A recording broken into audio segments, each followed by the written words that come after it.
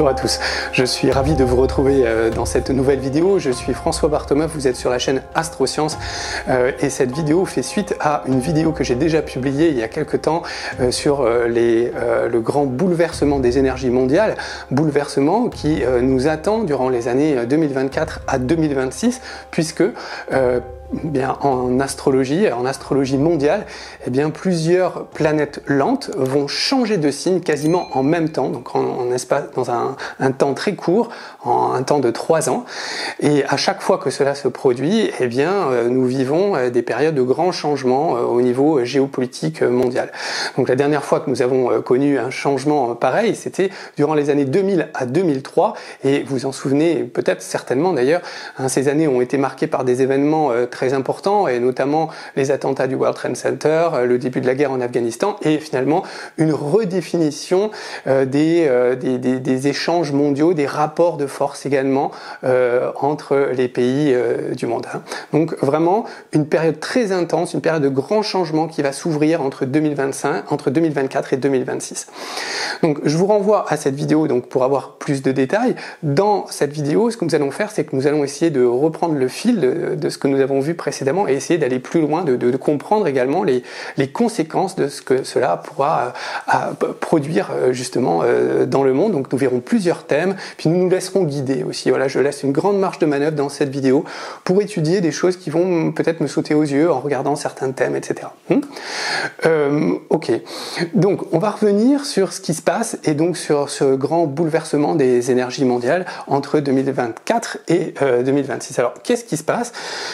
Eh bien, en fait, vous voyez ici, j'ai représenté donc le zodiaque et j'ai placé les planètes à l'été 2026.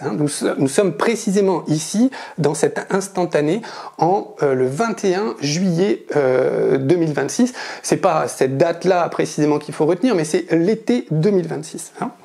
Alors, qu'est-ce qui se passe à ce moment-là? Eh bien, ou plutôt, qu'est-ce qui s'est passé? Eh bien, vous voyez que Pluton, ici, qui est la planète la plus lente, eh bien, est passé du Capricorne au Verseau. Donc, nous avons maintenant Pluton qui est au début du signe du Verseau. Et c'est une configuration explosive, puisque Pluton représente le volcan et le Verseau est un signe d'air, donc de libération des énergies plutoniennes. Donc ça, c'est un aspect révolutionnaire, insurrectionnel, voilà, avec un côté radical également dans l'action de Pluton et du Verseau combiné. Donc une position déjà assez explosive en elle-même, et vous voyez que Pluton est en 4 degrés du signe du Verseau.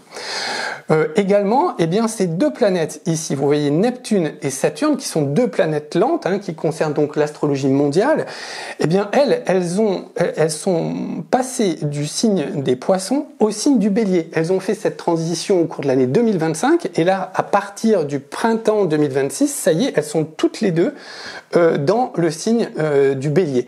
Donc le Bélier, c'est un signe de feu, c'est le premier signe du zodiaque, il est chargé d'énergie, mais il est aussi chargé d'une certaine dose d'agressivité, de combativité, et c'est normal, puisque c'est à lui que revient la responsabilité de lancer tout le signe du zodiaque. Donc il y a énormément d'énergie, mais là encore, un peu comme tout à l'heure, une énergie parfois un peu maladroite, agressive, explosive.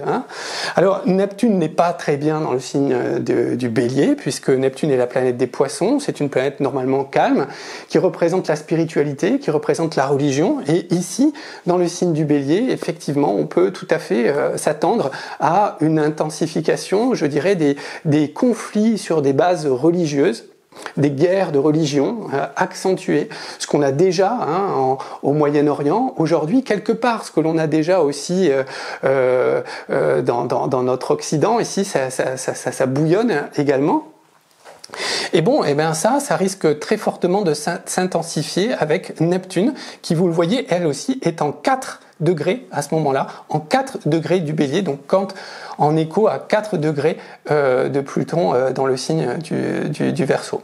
Également, Saturne est en Bélier. Saturne n'est pas bien non plus dans le signe du Bélier. Pourquoi? Parce que Saturne est en chute en Bélier, est exalté en Balance. Donc lorsque Saturne est en Bélier, eh bien la loi et la diplomatie que normalement possède Saturne en Balance est ici dévoyée dans le signe du Bélier. Elle devient agressive et on assiste ici souvent souvent à des passages en force, hein, c'est-à-dire que des personnes vont chercher à imposer leur volonté, leur désir, vont imposer leurs lois à d'autres personnes, avec un côté un peu, je dirais sévère, mais c'est pas suffisamment, un côté un peu tyrannique. Hein. Donc si je veux caractériser un peu ces planètes, je dirais qu'ici Pluton en Verseau représente le révolté, l'insurgé. Neptune en Bélier pourrait représenter le fanatique religieux, hein, c'est-à-dire la spiritualité dévoyée dans l'agressivité du Bélier. Et puis Saturne en Bélier représente, oui, bah effectivement, une notion de tyrannie, donc un tyran, quelqu'un de un dictateur. Hein, vous voyez ? Ok, donc vous voyez, l'état de ces trois planètes-là n'est pas spécialement un bon état, en fait. Ça. Et quatrième planète, eh bien, c'est Uranus. Vous voyez que Uranus, pareil, au cours de l'année 2025, elle aura transité entre le signe du Taureau et le signe des Gémeaux, et donc au printemps 2026, ça y est, elle est définitivement dans le signe des Gémeaux, et vous voyez que là, elle se trouve en juillet en 4 degrés des Gémeaux, donc 4 degrés des Gémeaux, 4 degrés du Bélier, et 4 degrés du Verseau. Alors, comment est Uranus en Gémeaux? Elle est neutre, foncièrement neutre, hein, elle est plutôt à son aise en fait dans ce signe d'air, Uranus qui représente la science, mais aussi l'explosion, donc c'est l'explosion de la science, surtout dans un domaine mercurien comme les Gémeaux, donc découverte scientifique, avancée scientifique, explosion de l'intelligence artificielle, à mon sens, hein, pendant 7 années, donc entre 2025 et 2032, la explosion de l'intelligence artificielle, grande découverte, grandes avancées scientifiques, technologiques, notamment dans le domaine du langage, des déplacements. Et voilà, hein, voilà. Donc elle, je dirais que finalement, c'est la meilleure position des 4 planètes lentes. Mais foncièrement, elle est neutre. Hein. Alors, vous voyez que en fait, sur cette base-là, à l'été 2026, nous avons ici un double sextile déjà, hein, et puis un trigone. Voilà. Donc déjà, il y a une configuration de planètes lentes qui se met en place au niveau entre le printemps et l'été 2026. Vous voyez, cette structure, c'est comme une structure métallique hein, qui se positionne lentement depuis 2025. Et ça y est, en 2026, cette position est assez stable. Hein, ça y est, c'est en place. Et puis c'est des planètes lentes, hein, donc là ça bouge plus trop, hein, donc ça se stabilise comme ça. Eh bien, il nous manque encore, donc c'est comme si ces planètes en fait se donnaient la main. Hein, le sextile, c'est un peu ça, on se donne la main, et ça veut pas dire que c'est forcément. Et voilà, il y a beaucoup d'astrologues qui vont vous dire, oui, c'est des sextiles et des trigones, donc c'est une belle configuration, une configuration harmonique, tout va bien se passer dans le monde. Non, pas vraiment, hein, parce que en fait, vous l'avez compris, l'état céleste des planètes, des acteurs, n'est pas bon. Donc, que va faire le sextile et que vont faire les sextiles et que va faire le trigone? Il va simplement faciliter la communication entre ces planètes. Mais si ces planètes sont agressives, si ces planètes sont éruptives, révoltées, eh bien, qu'est-ce qui va se passer? C'est simplement la communication à l'extérieur de cette agressivité et de cette éruptivité qui va se faire. Et donc, il ne faut pas vous tromper, c'est pas une bonne configuration, c'est une configuration explosive. Et ça se met en place sur 2025, c'est prêt au printemps 2026. Et au printemps 2026, qu'est-ce qu'on attend? On attend, plutôt à l'été 2026, on attend quoi? Eh bien, on attend la 5e planète lente. Hein. Vous savez que les planètes lentes vont de Jupiter à Pluton. Pluton, on l'a vu, mais Jupiter, la plus rapide des planètes lentes, elle est là. Et Jupiter, donc, elle arrive, et elle va se positionner en juillet, donc durant l'été, disons, 2026, elle va se positionner, elle aussi, en 4 degrés du signe du Lion. Alors, quand elle vient en 4 degrés du signe du Lion, hein, là, vous avez, c'est comme si vous aviez... ça me fait penser un peu, vous savez, à la chasse. Hein. Vous avez des chasseurs qui se sont positionnés là, chacun, avec leur affût, et ils attendent le gibier, voyez. Et le gibier, là, c'est Jupiter, hein, en l'occurrence. Et puis, une fois que Jupiter passe dans le champ de tir, eh ben, ça y est, tout est prêt, poum, et on tire dessus. Eh bien, c'est ce qui se passe, là, Jupiter arrive, et lorsqu'elle arrive en 4 degrés, eh bien, regardez ce qui se passe. En 4 degrés, elle vient former un autre sextile ici à Uranus, donc un autre trigone à Neptune-Saturne, et une opposition, voilà, à Pluton. Et donc on a cette configuration que moi j'ai appelée, faute de mieux, hein, que j'ai appelé le grand sextile, mais peut-être d'autres astrologues vont l'appeler autrement, enfin peu importe, pour moi, ça c'est une configuration de grand sextile, dans le sens où nous avons 1, 2 et 3 sextiles, plus 2 trigones et une opposition. Vous voyez ? Alors ça peut ressembler aussi à une lettre, hein, à une enveloppe. Bon alors, pourquoi pas ? Moi j'ai gardé cette expression du grand sextile. Bon, alors là, tout est prêt, et c'est aussi une configuration bol. Hein. Alors ça, en astrologie, vous voyez, c'est-à-dire que toutes les planètes, sauf la Lune, ici, se trouvent dans un hémisphère du zodiaque. Vous voyez ? Donc ça forme un bol, ici. Vous voyez ? Alors, il y a le fond du bol, hein, c'est-à-dire le mi-point plein, qui, lui, va se trouver donc entre Neptune et Uranus, c'est-à-dire qu'il va se trouver ici, hein, au tout début du signe du Taureau, voilà, en 4 degrés Taureau, ça c'est le mi-point plein, et puis vous avez un mi-point vide, hein, qui va se trouver en 4 degrés du signe du Scorpion en face. Et ça c'est aussi une configuration très dynamique, c'est une configuration justement de changement. Pourquoi ? Parce que ce trop-plein là, appelle à un rééquilibrage des choses. C'est-à-dire qu'il y a trop d'énergie d'un côté et du coup on aspire à aller de l'autre côté. Hein, vous voyez, c'est le phénomène le principe des vases communicants en fait. Et donc quand on a une configuration bol dans un thème astral, d'une personne, c'est toujours une configuration dynamique. C'est-à-dire que cette partie a envie d'aller là-bas, pour rééquilibrer les choses. Mais donc, c'est souvent une nativité avec des grands changements, des changements marqués, des choses comme ça. Vous voyez ? Donc ça, en astrologie mondiale, là aussi, c'est-à-dire qu'on a condensé quelque chose, là c'est prêt, et maintenant on va renverser le bol. Hein ? Alors qu'est-ce qui renverse le bol, ou comment il se renverse ? Il se renverse sur le bord. Hein ? Quand on renverse un bol, c'est sur le bord que le liquide coule. Et quel est le bord ? Alors le bord du bol, c'est ce qui dirige le bol, c'est ce qui lead, hein, le bol, pour reprendre un terme anglais. Eh bien, c'est justement cette opposition Jupiter-Pluton. L'opposition Jupiter-Pluton. Alors là, j'ai fait une vidéo là-dessus sur la révolution de 1789, parce qu'il y a une grande, et ça il faut absolument que vous en soyez bien conscient et que vous compreniez bien ça, c'est une configuration très rare. La dernière fois que Pluton en Verseau s'est opposé à Jupiter en Lion, c'était en 1789. Voilà. En France, en 1789, précisément en septembre. Donc là, je vous renvoie à la vidéo que j'ai fait à ce sujet, hein, l'entrée de Pluton en Verseau et la révolution de 1789. Là, vous aurez tous les détails. Mais ça, c'est une configuration véritablement révolutionnaire. Et la révolution n'a pas eu lieu simplement en France. Oui, la France a été très marquée, bien sûr, par cette révolution, mais on a vu des révolutions entre 1700, je ne sais plus exactement, mais 1787 et 1792. On a vu des révolutions en Europe, et on a vu des révolutions aussi aux États-Unis, hein, en 1788, etc. Donc c'était mondial, voyez. Eh bien cette configuration-là, qui a eu lieu il y a 250 ans, va se reproduire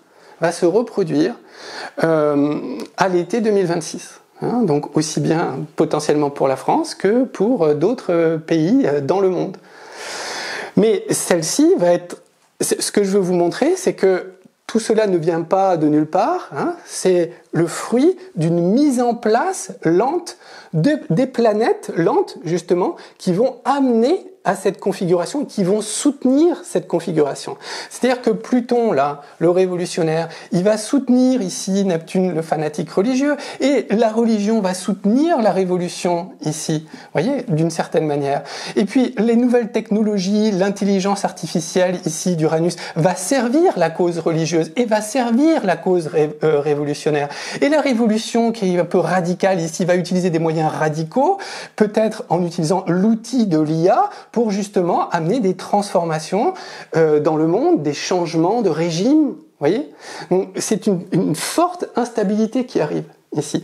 Et donc le lead de tout ça, ce qui va diriger cette configuration, c'est la révolution notée par Jupiter en Lion, qui représentait autrefois la monarchie, les aristocrates, mais qui aujourd'hui, dans une économie, dans un monde capitaliste ou capitalistique, représente Les privilégiés, les nantis, hein, les gens les riches, voilà, hein, ceux qui ont un pouvoir financier, le monde de la finance. Et puis en face, vous avez Pluton en Verseau qui représente donc la révolution et la révolution du peuple. Hein. Le Verseau, c'est le peuple. Hein. Donc ici, on a la révolution d'un peuple contre une classe de privilégiés. Et c'est ça, tout ça, au travers du combat religieux, de l'intelligence artificielle, qui va prendre forme ou se matérialiser certainement au cours de cette année 2026 avec une montée en puissance très forte au cours de l'année 2025. Donc voilà déjà ce que je voulais vous montrer. Donc on va retenir cette configuration, hein, Pluton, Neptune, Saturne, Uranus et Jupiter. Et puis moi ce que je vous propose de faire maintenant, eh bien, c'est de superposer en fait cette configuration à différents thèmes pour voir bien ce que ça donne. Hein. Ça risque d'être intéressant, c'est comme une enquête. Bon, vous me suivez toujours? Allez, papier, crayon, on se retrouve dans la deuxième partie, à tout de suite.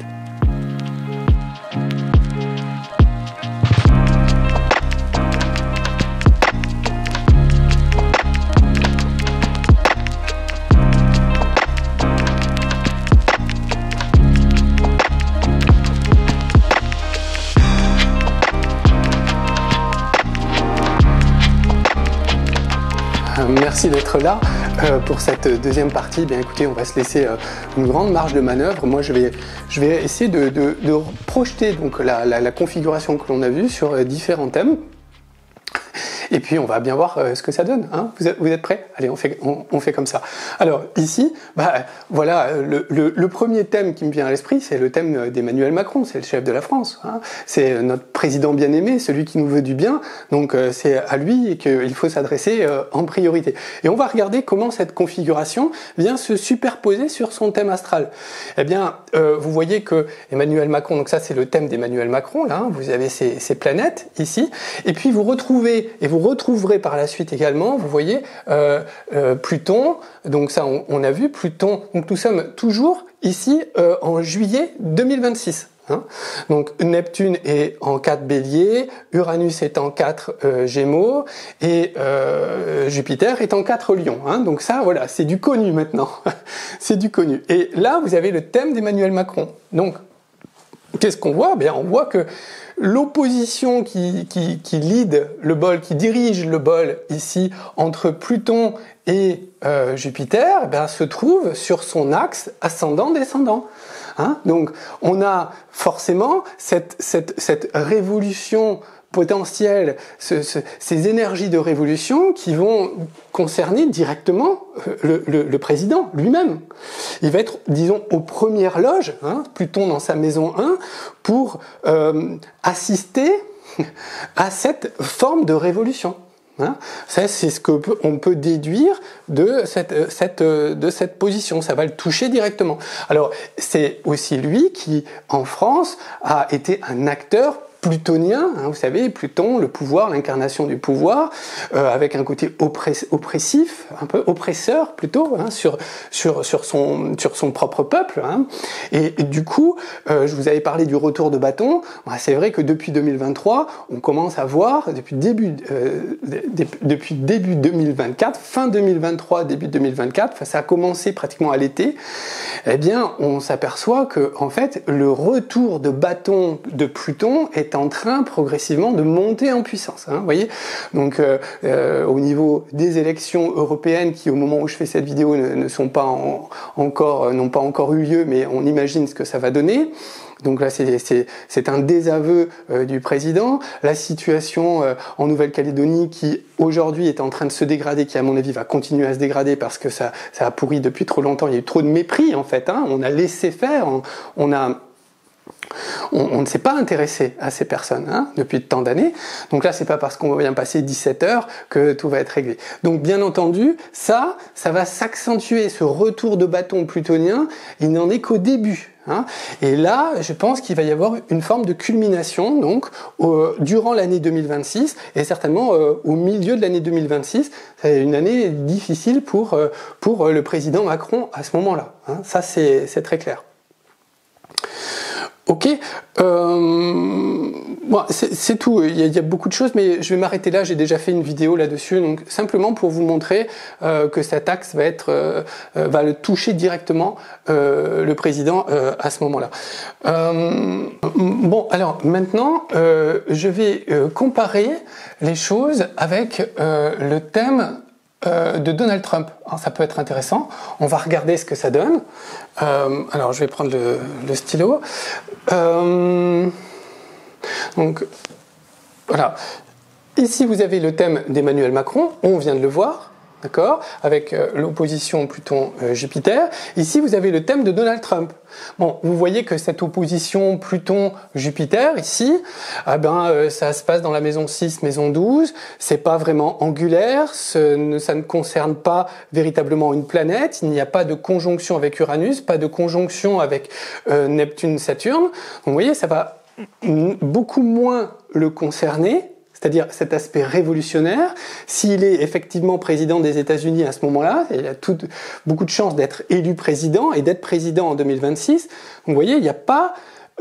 bien sûr, cette configuration planétaire sera toujours là pour l'ensemble du monde, mais ça va moins toucher son thème que ça ne va toucher le thème d'Emmanuel Macron. D'accord ? L'aspect révolutionnaire va davantage concerner Macron que Trump. C'est clair, rien qu'en voyant cette position. Tiens, d'ailleurs, alors ça me fait penser, c'est en voyant les thèmes là, comme ça, vous voyez, on voit que, alors Donald Trump, alors je fais une parenthèse ici, mais ça peut être intéressant. Regardez, donc Donald Trump, vous vous souvenez, j'ai fait une vidéo sur Donald Trump, hein, vous pourrez la retrouver. C'est un Gémeaux, il a un Soleil Gémeaux et il a un ascendant très fort ici dans le signe du Lion. Vous voyez, avec un Mars très fort sur son ascendant Lion. Bon, l'affirmation, le charisme, le côté un peu agressif, parfois autoritaire, hein, vraiment très très très marqué. Bon, eh bien, vous voyez ce Mars sur l'ascendant Lion, ici donc très fort, il vient se superposer ici sur le Saturne d'Emmanuel Macron. Et il n'y a pas plus différent puisque Saturne est maître d'ascendant pour Emmanuel Macron, donc c'est une planète très importante pour lui, hein, son maître d'ascendant. Et vous voyez que Saturne est en 0 de la Vierge. Donc il n'y a pas plus différent entre Saturne Vierge, si vous voulez, qui représente l'énarque, hein, l'administrateur, allez, si je pousse un peu l'expert comptable, enfin, vous voyez, il y a quelque chose de très administratif dans Saturne Vierge. Et là, vous avez au contraire quelque chose qui est très bouillonnant avec Mars dans le signe du Lion. Hein. Donc ces deux-là, déjà rien qu'en voyant ça, on sait qu'ils peuvent pas s'entendre. Voyez, là il y a quelque chose qui fonctionne pas entre eux. Donc ils s'aiment pas, ils se comprennent pas, et ils sont vite dans le rapport de force entre Mars et Saturne. Hein. Et puis si vous regardez le Mars maintenant d'Emmanuel Macron, eh bien, il se trouve sur le Pluton, ouais, sur Pluton. Il y a une superposition de Mars et de Pluton ici. Donc là, vous avez les deux maléfiques hein, d'autrefois, et là, c'est vraiment explosif. Hein. Il y a un côté rival. Hein, entre qui est le plus fort entre Pluton-Lion et Mars-Lion, et on peut avoir même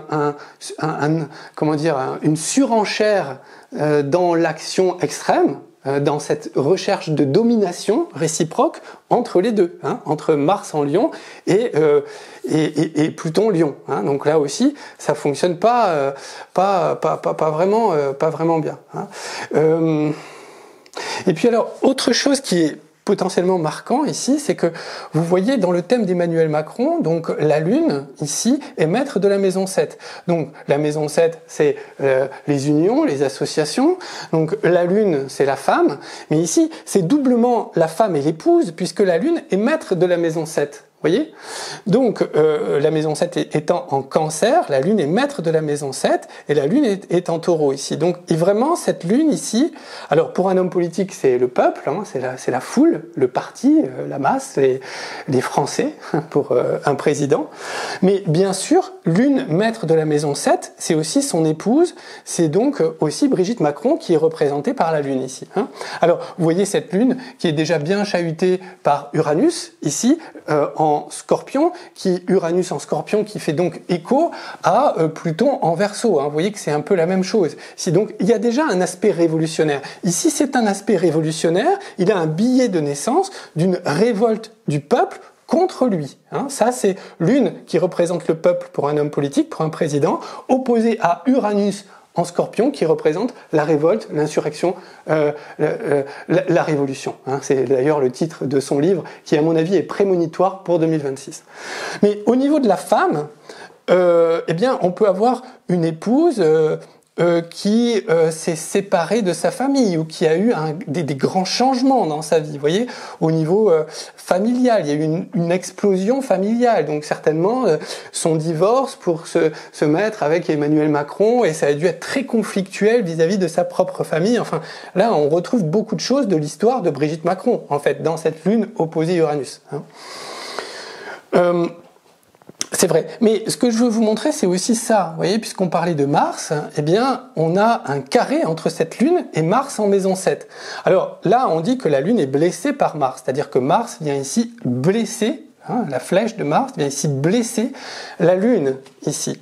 Donc c'est potentiellement qui blesse qui ? Peut-être lui-même, Emmanuel Macron, qui peut avoir tendance à certains moments à blesser son épouse.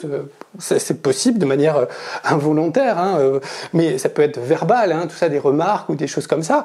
Bon, on peut imaginer ce genre de choses, surtout que Mars est dans la maison 7, la maison des échanges avec autrui. Donc il peut y avoir des échanges qui viennent finalement blesser son épouse. Mais on peut voir également ici, potentiellement, que une brèche, si vous voulez, dans le thème du président, ou des personnes qui se trouvent en face de lui, donc la maison 7, qui est la maison aussi des ennemis, des personnes que l'on a en face de soi, hein, puisque l'ascendant c'est nous, et puis en face c'est la maison 7, bien des personnes en face qui viennent indirectement par le thème du président, rentrer par Mars et venir blesser l'épouse, la Lune, Brigitte Macron. Hein. Bon, tout un tas de critiques à son encontre. Hein. Bon, vous savez de quoi je parle, certainement. Bon, eh bien, il faut voir que ce Mars, on l'a vu tout à l'heure là, il était conjoint au Pluton, hein, de Donald Trump. Donc, parmi ses ennemis potentiels, il pourrait y avoir, effectivement, Donald Trump. Vous voyez, enfin, il a, comment dire, une prédisposition pour, finalement, blesser ou attaquer l'épouse d'Emmanuel Macron par le carré que forme son Pluton à la Lune d'Emmanuel Macron qui représente son épouse. Vous voyez ? Et bon, Pluton aussi, au-delà de la blessure, c'est vrai, la blessure plutonienne, c'est aussi un aspect révélateur. Hein.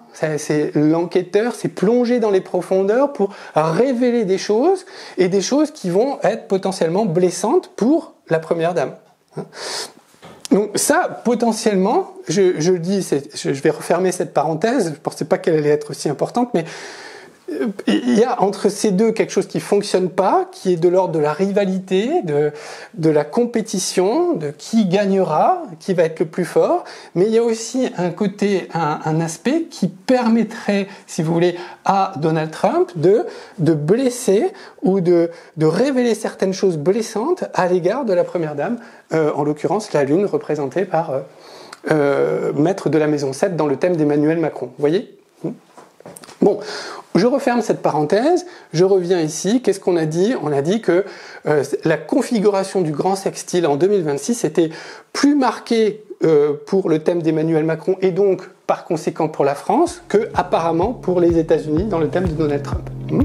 Bon, on va poursuivre.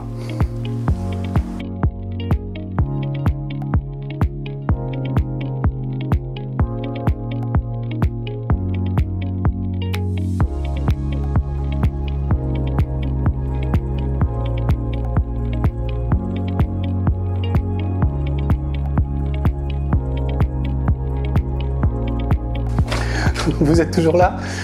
Chapeau, hein, parce que c'est un peu technique, hein, tout ça, à force. Mais vous pourrez reprendre cette vidéo calmement, regarder les différents chapitres, y revenir, etc. Ici, j'ai représenté, c'est le thème de Vladimir Poutine, que j'ai mis ici. Donc, je vais l'écrire d'ailleurs. Hein. Voilà, Poutine. Alors, Vous vous souvenez, j'ai fait une vidéo sur Poutine, hein. Vous pourrez la retrouver, hein. Je vous l'indique ici, la vidéo sur Poutine si vous voulez la voir, où j'ai fait toute l'analyse de son thème. C'est un balance, il est également... c'est un balance ascendant scorpion, voilà. C'est un plutonien du milieu du ciel avec un Pluton très fort sur le milieu du ciel ici. Bon, mais c'est pas ce qui nous intéresse ici. Ce qui nous intéresse, c'est cette configuration Pluton, Neptune, Uranus, alors Saturne et Jupiter ici. Alors pourquoi pourquoi je vous parle du thème de Vladimir Poutine? Parce que tout à l'heure je vous ai parlé de cette configuration bol, hein, vous voyez. Donc on a un bol ici, voilà, on a un bol comme ceci, avec toutes les planètes du grand sextile qui se trouvent de ce côté, hein, du bol. Et je vous avais parlé que en fait, dans le bol, il y a le mi-point plein. Le mi-point du plein. Le plein du bol, c'est bien sûr cette partie. Le mi-point plein, eh bien, on va le trouver. Donc, vous voyez, vous avez des sextiles partout. Hein, donc, vous avez un sextile ici, vous avez un sextile entre Uranus et Neptune, et un sextile ici. Le mi-point plein, il se trouve entre ces deux sextiles. C'est normal. Donc, le fond du bol, il se trouve précisément en 4 degrés du Taureau. Voilà, ça c'est le mi-point plein du bol, entre Neptune en 4 et Uranus en 4. Ben ici vous avez 4 degrés du Taureau. Et je vous disais que en fait ce mi-point plein il est important parce que il donne un point focal. Alors vous pouvez imaginer, là je parle d'un bol, mais imaginez que ce soit un réceptacle de lumière. Hein. Vous savez, comme dans les centrales photovoltaïques, vous avez tous les miroirs qui renvoient leurs rayons vers un point central, un miroir concave qui concentre la lumière. Bon, ça, c'est ce miroir-là qui concentre la lumière. Elle concentre la lumière dans ce 4 degrés Taureau, et ensuite, eh bien, à partir de ce point, on renvoie la lumière à l'opposé. On renvoie la lumière en 4 degrés. Alors, en 4 degrés, c'est pas là, mais en 4 degrés, ah oui, d'accord, en 4 degrés du signe du Scorpion. Eh bien, 4 degrés du signe du Scorpion, vous voyez, l'ascendant de Poutine se trouve en 3 degrés 40, je crois, du signe du Scorpion. Donc, en fait, ça, c'est le point focal, hein, vous voyez. Et du coup, il y a quelque chose là aussi. Mais c'est pas comme dans le thème d'Emmanuel Macron. Vous voyez la différence. Dans le thème d'Emmanuel Macron, c'était sur l'axe Pluton opposé Jupiter était sur son axe ascendant-descendant. Donc il était directement concerné. Ici, vous voyez, l'ascendant de Poutine semble regarder ce bol avec une certaine distance, avec du recul. Et ça aussi, ça doit avoir un sens. Alors, le sens qu'on peut lui trouver, lui donner, c'est qu'il va assister à ces révolutions, à cette période de l'année 2026, une période d'insurrection, de révolution, de grands changements, mais avec un certain recul. Donc peut-être que lui ne sera pas directement concerné par cette phase de révolution, mais qui va observer cela dans l'Occident, par exemple, hein, ou dans le reste du monde, ou dans d'autres régions du monde. Et puis peut-être également, comme c'est le point focal, que en fait tous les regards vont être braqués sur lui. Et que fait la Russie pendant ce temps? Peut-être que la Russie a la solution des problèmes que vont rencontrer les pays. Et que les personnes vont indirectement, progressivement, se tourner vers la Russie pour dire qu'est-ce qu'on fait? À moins que ce soit l'inverse et que ce soit lui, par cet ascendant en 4 degrés Scorpion, qui tire les ficelles, hein, qui alimente ces énergies de révolution. Peut-être au travers, comme on nous le dit aujourd'hui, bon ben je l'entends, au travers par exemple du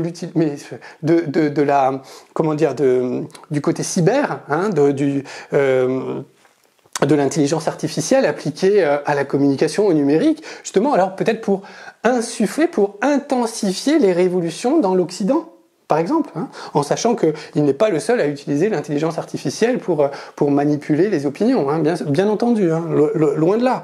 Hein, voilà. Mais c'est possible que soit il regarde ça à distance, soit qu'il soit indirectement l'acteur de cette révolution dans un autre côté du monde, hein, en l'occurrence l'Occident dont il cherche à se protéger, et je pense d'ailleurs à juste titre. Hein.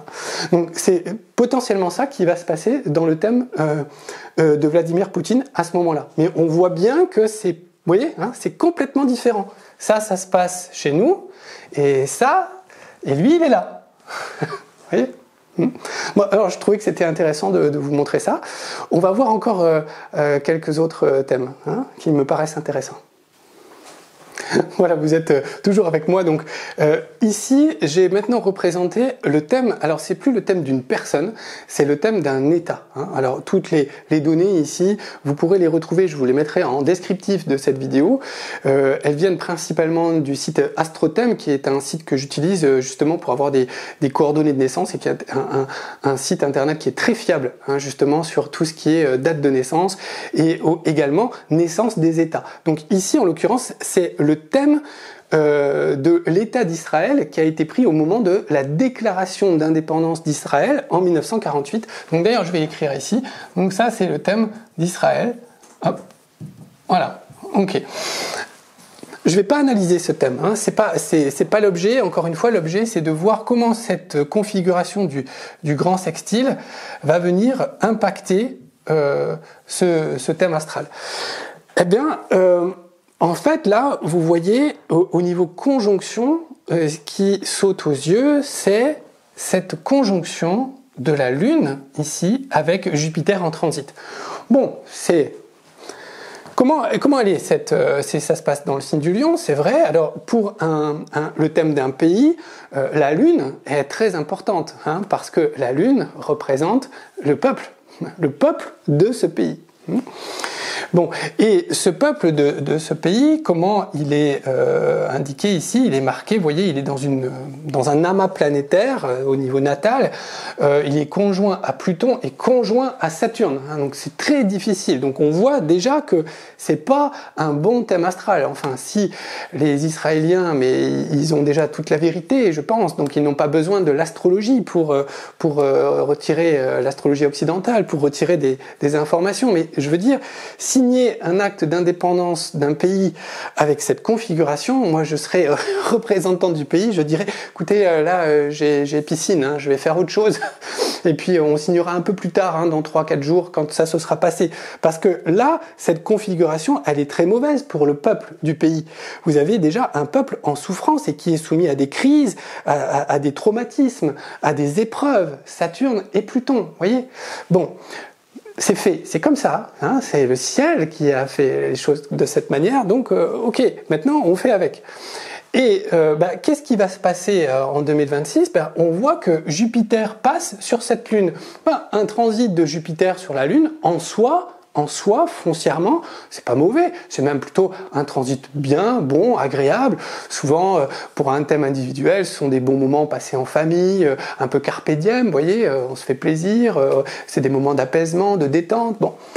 Bon, alors ok, sauf que là, la Lune, elle est déjà, bon, vous voyez, conjoint à Pluton, conjoint à Saturne, bon, elle est déjà potentiellement un peu marquée, il faut se méfier. Et Jupiter, ici, a un côté amplificateur, vous êtes suffisamment nombreux à me le faire remarquer dans les messages. Donc oui, Jupiter, ici, vient intensifier ce que représente la Lune, bon, dans le thème.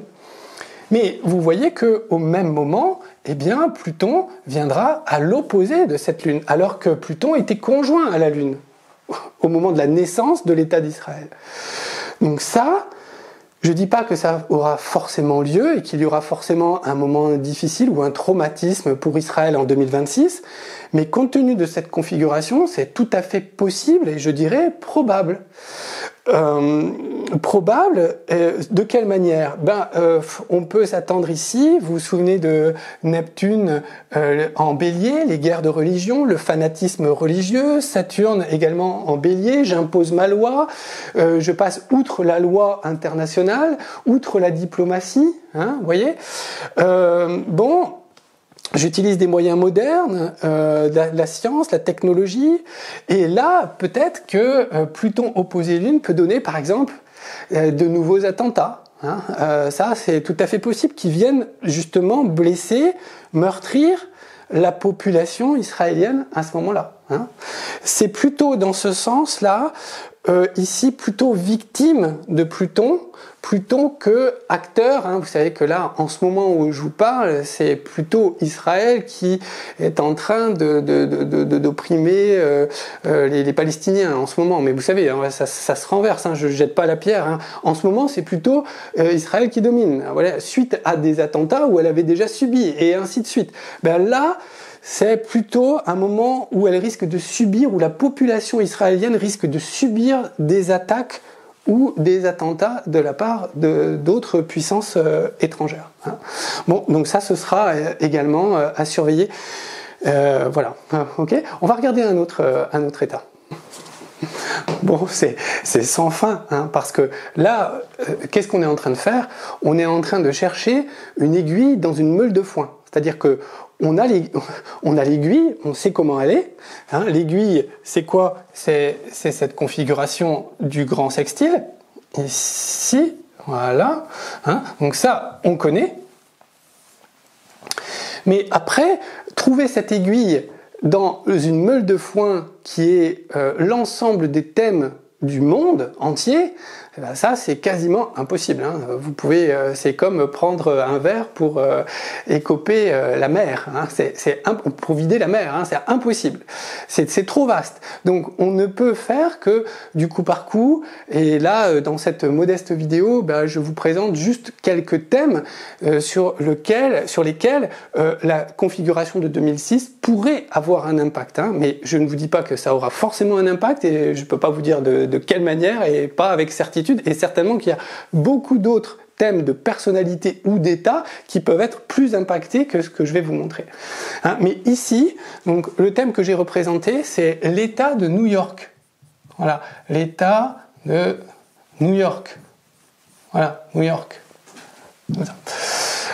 C'est pas la ville de New York, c'est pas Manhattan, c'est l'état de New York. Bon, et ça date, pourquoi j'ai mis? Oui, parce que ça date de 1788.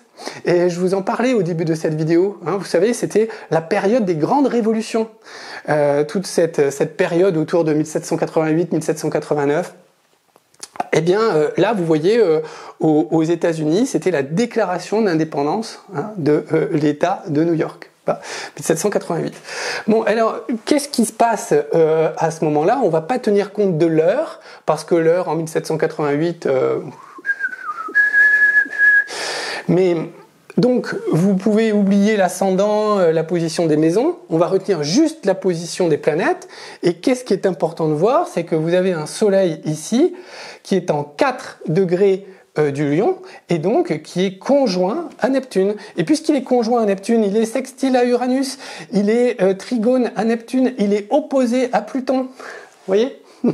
C'est ça, il fait partie, il rentre dans cette configuration du grand sextile.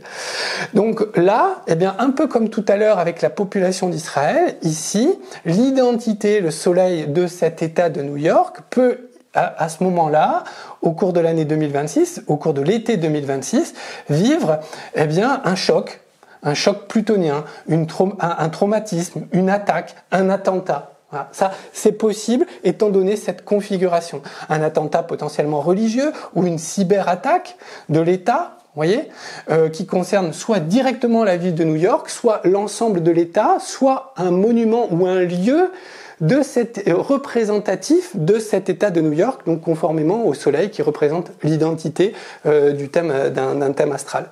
Hein, donc là, c'est à nouveau ça qui pourrait éventuellement se reproduire à ce moment-là. Et notez également que le thème astral du FBI, hein, vous savez, c'est la police fédérale des États-Unis, et qui donc est chargé de déjouer, de prévenir les attentats et de traquer les commanditaires des attentats, eh bien a aussi, c'est une coïncidence, un soleil qui se trouve en 3 degrés et quelques, 3,40 du signe du Lion.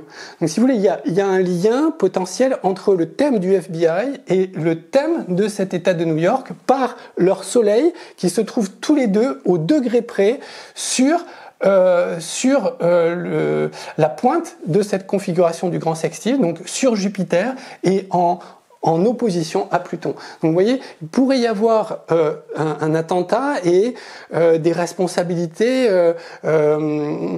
qui incombent justement au FBI, soit dans l'enquête, soit parce qu'elles ont manqué quelque chose dans la prévention de cet attentat, ou que ça atteigne directement, peut-être potentiellement, comment dire, un site emblématique du FBI dans l'État de New York à ce moment-là. C'est possible aussi, voilà, c'est à l'infini, bien sûr, hein, ne prenez pas mot pour mot ce que je viens de vous dire. Ce sont des hypothèses, ce sont des possibilités. Moi, mon but ici, c'est surtout de vous montrer comment, à partir d'une configuration, eh bien, on va rechercher les superpositions de cette configuration à différents thèmes de naissance, que ce soit des personnalités ou des états, pour voir potentiellement les risques encourus par ces personnes ou ces endroits du monde. Voilà. Écoutez, j'espère que cette vidéo vous aura plu, qu'elle vous aura intéressé, que vous aurez appris des choses, un peu comme moi j'ai appris certaines choses en la réalisant. Et puis si c'est le cas, n'hésitez pas à cliquer sur le petit pouce vers le haut, à partager également cette vidéo sur vos réseaux sociaux. Pensez également que si vous avez aimé cette vidéo, si vous aimez ces interprétations de thèmes, vous pouvez rejoindre ma chaîne Astroscience, c'est le bouton rejoindre qui s'affiche sous cette vidéo ou sur la page d'accueil de ma chaîne, et là vous aurez accès mensuellement à plusieurs vidéos d'interprétation didactique de thèmes astral pour vous aider justement à progresser dans votre pratique de l'astrologie. Et ça, c'est tout mon engagement depuis plusieurs années, depuis une dizaine d'années dans l'astrologie.